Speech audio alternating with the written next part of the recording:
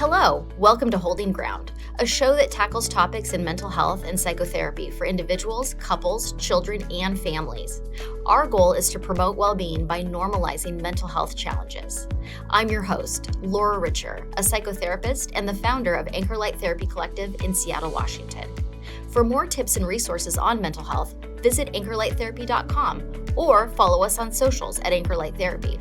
Welcome back to Holding Ground. This is your trusted resource for psychotherapy and mental health insights. I am Ashlyn Graff, and I'm joined today by our clinician, Sarah Stewart. And in today's episode, we are going to be diving into navigating your 20s and how therapy might help. So I'll have you kind of start. What do you think really characterizes young adulthood? Young adulthood can be characterized by really life transitions primarily, and so it's also the intersection of life transitions, multiple happening all at the same time. So that might mean going from living with family to living alone or living with roommates. That might mean going from a school environment to a work environment, from being in your family of origin to then building your own family, whatever that might look like. It's also the first time where there aren't set benchmarks in the way that sometimes in the progression of school we progress as a collective. This is the first time where there is a blank slate and people progress differently in different avenues of their life, and it can be a little more difficult to understand, kind of get your bearings in what feels like it's being fulfilling to you, and how to know if you're doing well or getting to where you want to be. Yeah. It's also a time where goals and values and messaging can feel contradictory. So young adults receive messaging that tells them to be selfish and indulge in their interests and explore their interests and in a way that they might not be able to later in life. And then they're also receiving messaging telling them to get ahead and to build this foundation and for their future. And so that can feel contradictory and cause a lot of confusion. Yeah. That does sound like a lot going on at once.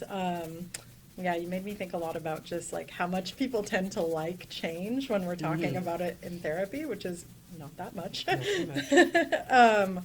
Yeah, I think it's also like you're really navigating a lot of those life challenges for like the very first time. So you don't have a basis for like, how do I do certain things, or how do I do all of these things that are now on the list of responsibilities. So like some people don't learn self-care from maybe their parents, or they don't learn how to like do their taxes or clean their house properly. Some things just really slip through the cracks, and so people are kind of like comparing themselves to others in terms of like, this is where I should be, or this is what I should be doing at this point in life, when we all have just very different learning experiences in family of origin. So I feel like that's a piece of it too. Absolutely. Yeah. Why do you think that like conversations about mental health are really important in the context of your 20s? The 20s is an especially important time to be introspective and take a look and be supportive of your mental health, in that a lot of mental illness comes on during your 20s, and it can be particularly challenging for a number of reasons. The American Psychiatric Association estimates that 3/4 of mental illness is onset by the age of 24. So it's a time when you're processing your past, maybe, you're grappling with the stressors in the present, and also planning for a future. And that can bring up a lot. Yeah. Also, if individuals are able to have a positive experience seeking mental health care, or just familiarize themselves with what mental health support might look like, what it might feel like, and what works for them in their 20s, that also sets them up for interacting with the mental health care system and mental health support in their future, as again other stressors come about later on. It's also the first time that they're experiencing a lot of new emotional experiences. Yeah. So with those transition comes a lot of new feelings, new types of relationships, new responsibilities, again, new stressors. And so navigating that can feel overwhelming. And so since a lot of that comes on during your 20s, it's an especially important time to check in with yourself and take care of your mental health. Yeah, like breakups, big moves, like just going through these things that you've never been through before as an adult it's so hard. Yeah, it's different. It can feel scary. And then also grappling with what the expectations are in this phase of life as well. So expectations societally, maybe it's from your family, maybe it's from your culture, and how that might look different than the person next to you or the peers that you're used to, checking in with yourself to see, am I meeting those expectations? Who is setting those expectations? Yeah. Is it you? Is it somebody outside? Yeah. Or are there even expectations? And if there aren't, then what Right. in the world am I doing? Mm-hmm. Yeah, I feel like that lack of guidance is challenging too. I mean, with that, I think like with college too, the first time you live on your own and like maybe it's not what you expected. I feel like I have a lot of clients who will come and kind of talk about like they thought that they'd get this experience where they'd make all these friends and they'd do well in school, and it didn't turn out like that, and it's like the first like big disappointment. And so like I think that can be really hard if the expectations that maybe they set are not the same as what they experience.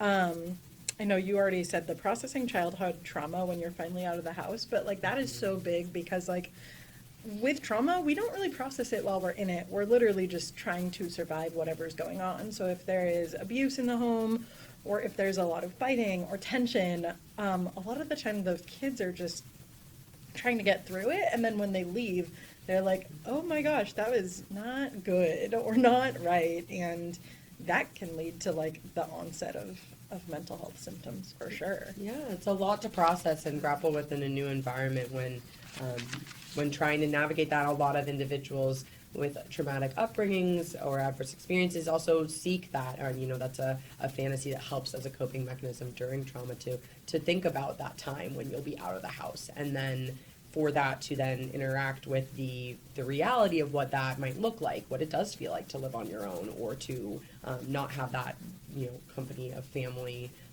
regardless of how difficult it may have been. Is something Yeah. a transition to grapple with as well. Totally. We're also in this like very new era that a lot of people are navigating of technology and social media. So like people in their 20s now have so much access to comparison all the time that like they didn't really used to have. And so I think when they're setting these expectations, that has a huge impact.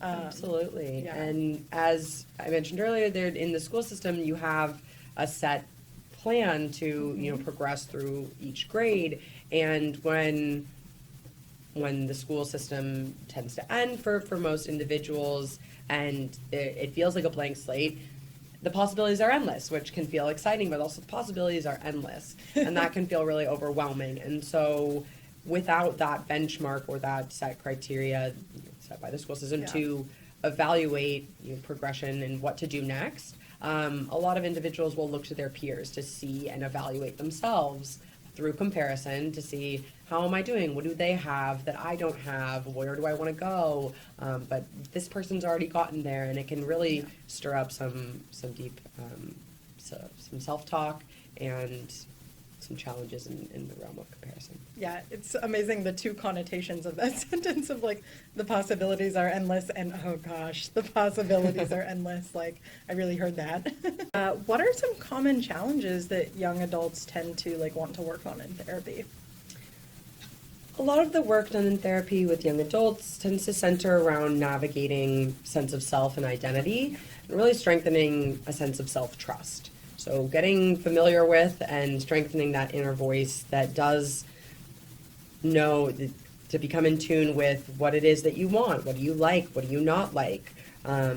It's a time when a lot of questions come up for young adults around who am I, what is my purpose, what actually feels good for me, and what might feel good because it's societally appropriate or approved. And so there's a lot of introspection that can happen there in order to better understand ourselves and then empower from within.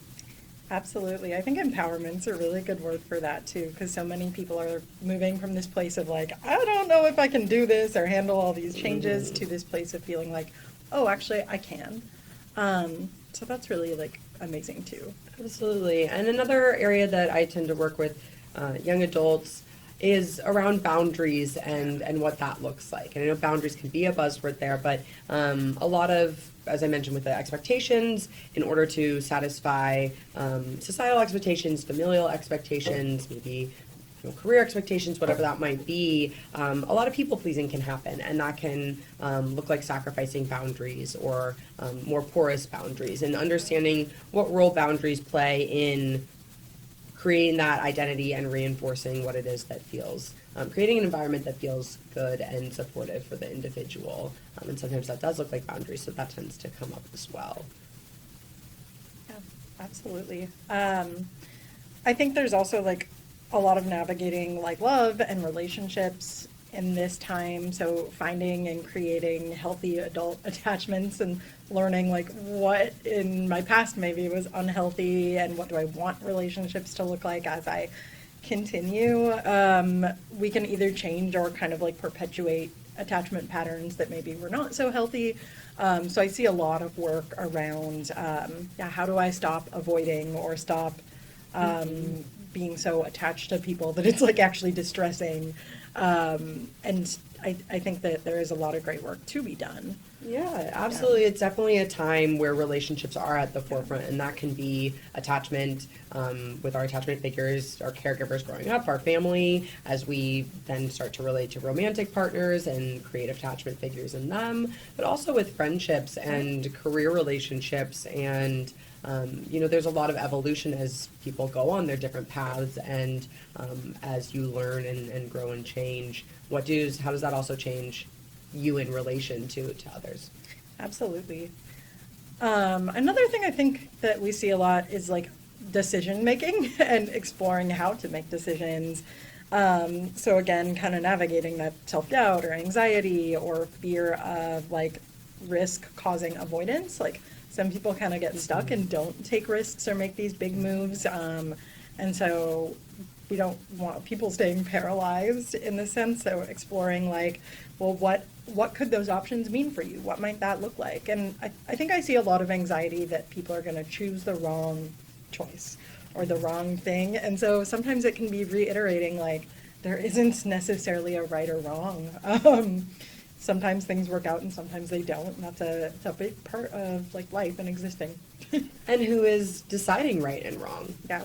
Is that coming from an external source? Is that coming from within? So some of the work that I'll do with young adults is around building and understanding values. Mm-hmm. And how can values and a strong value system help to better understand your identity, create your identity, and also help with that decision making. How to trust your gut and trust yourself, to know that there's that saying about not making a wrong decision, making a decision wrong. And then vice versa. So if you're making your decision in line with your values, trusting that was the right move for you, and being able to ease some of that concern or anxiety, as long as it's in line with the values that you have for yourself. I really like that, because sometimes we hear people saying even when things don't work out, like I wouldn't change anything. And I feel like that's when you know you've reached the point of empowerment. Well, what do you think is like normal for a 20-year-old to be experiencing versus like what warrants additional support, either through therapy or other kind of resources? Like when would you say is an important time for folks to seek therapy at this age? That's a great question, because it can be hard to tell. Yeah. Your 20s come with a certain amount of nervousness, anxiety. There's a lot of uncertainty that can happen, and so that's natural to feel curious, to feel nervous, and not sure what your next step is, to as you embark on new adventures, as you take on new challenges, to wonder to yourself, am I prepared? What's that going to be like? What am I going to be like in that scenario? And to have those questions, to be processing these changes. Changes are tough. And then there's a time where the changes and the adjustment might drum up enough anxiety or concern or depressive symptoms where it's starting to interfere with your ability to function, and your ability and your relationships. Yeah. And those are two of the signs that additional support might be helpful for an individual. I would also say when you let go of your basic needs. So again, getting in the way of daily functioning. So that might be getting in the way of sleep, eating, being able to take care of yourself and your physical needs as well. Absolutely. Yeah, I like the quote of like, your response is a normal response to an abnormal situation too, because sometimes people are just in extremely tough life contexts. So like burning out or getting overwhelmed or struggling with like the state of the world, like these are all kind of things that we hear about in your early 20s. And so I think there's a level of like, yes, this is normal, but it doesn't have to affect you so much that you're suffering as much as you are. So yeah, I think really looking at that, like, when does stress affect your ability to function? And like, when do you realize that you're suffering more than you have to be? Yeah, and you know yourself well, so if you find that something is on your mind a significant amount more than it usually is for you, if there's some change and you're finding it difficult to manage, it's another time where, we don't have to go through this alone. You're definitely not going through it alone. Most others in their 20s are probably experiencing similar stresses. But also, if it feels like too much to manage or you're finding it difficult to cope, it's a great time to maybe take another hand of support. Yeah. Well, when someone decides that they want to reach out for help using therapy, what kind of like tools or modalities would you use to help adults like navigate this time in their life or these challenges that we've discussed? First thing that I like to work with young adults on is just kind of to communicate and understand these emotions. So as we've talked about today, these are complicated transitions. There are many transitions happening at once. That also likely means that there are many mixed emotions happening at once. And so just really understanding what those emotions are, naming those, getting familiar with the emotions that are coming up. That can also start to get into the self-introspective work to understand yourself and what types of scenarios maybe trigger or lead to feeling different emotions. Yeah. Where does that look? In addition, working on self-talk and something from cognitive behavioral therapy called cognitive restructuring allows us to examine the way that we speak to ourselves. What are those thoughts that feel really negative or limiting beliefs that we might have? How can we understand them and also restructure them to not be as limiting or as harmful to our mental health? What might be something that's a more flexible belief that we can carry forward that will help to support us? And then lastly, a lot about, because this phase is a time where they might be looking forward to the future, it can be about a growth mindset and empowerment and kind of vision setting, understanding, like I said, with the values, what are your values and how can you integrate those into your decision making, into your daily life, and into your relationships.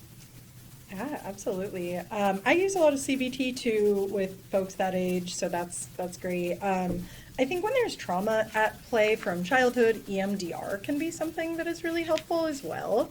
So that might be something to look into if you're experiencing that. Well, Sarah, do you want to kind of wrap us up for today's podcast? I would love to, and thanks so much for the conversation. We hope that this conversation about navigating your 20s was relatable and validating and shed some light on how therapy can be helpful during a difficult time period and transition. For more resources and information from Anchor Light Therapy Collective, visit our website or follow us on social media at Anchor Light Therapy. Thanks for tuning in to Holding Ground. For more tips and resources on mental health, visit anchorlighttherapy.com or follow us on socials at Anchor Light Therapy. This podcast is for the purpose of education only and is not a replacement for mental health treatment. We suggest you seek out the support of a trained professional for help with your specific situation. Stay tuned for more upcoming episodes.